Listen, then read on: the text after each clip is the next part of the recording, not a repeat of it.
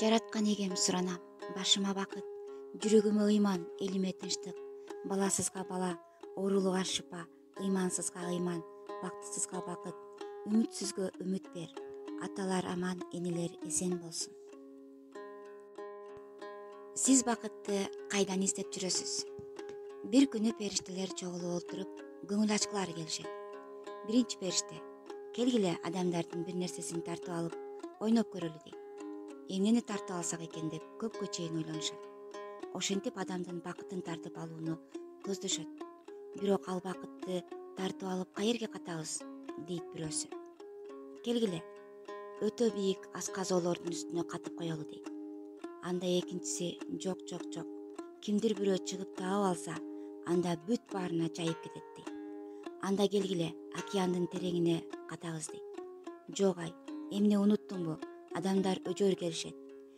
Бир нерсени издеген болсо, артынан түшүп, ар түрдүү аспаптарды, техникаларды иштеп таап, океандын түбүнө да сүзүп кире алышат дейт. Анда башка планетага бекитип койбойлубу? Жер шарынан алысыраак деп айтат бир периште. Анда дагы бирөөсү: эмне унуттуңбу? Кудай адамдарга жетиштүү түрдө акыл берип койгон. Алар башка планетага саякат кыла турган корабльдерди ойлоп таап, башка планеталарды ачып, ошол жерде бакытты таап алышы мүмкүн дейт. Аябай ойлонушат, толгонушат. Булардын баарын көзөмөлдөп турган улуу жаштагы периште мынтип айтат: мен билем кайсыл жерге катып коюуну.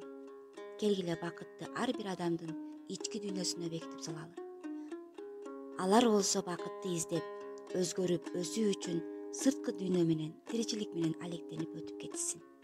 Бакытты ички дүйнөсүнөн, жүрөгүнөн тапкан адам гана бактылуу бойдон өтсүн.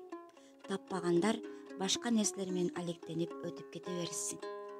Баары жөнөкөй эле, деп сунуш кылат. Бүт бардык периштелер макул болушат. Мына ошондон бери адамдардын бакыты, сүйүүсү анын өз ичинде. Адашып жүргөндөр толтура көбөйүп кетет. Жөнөкөй гана ичинде кароосуз калган бакытты көрбөй калышыптыр. Маалымат интернет булактарынан алынды. Кайрадан кездешкенче аман болуңуздар.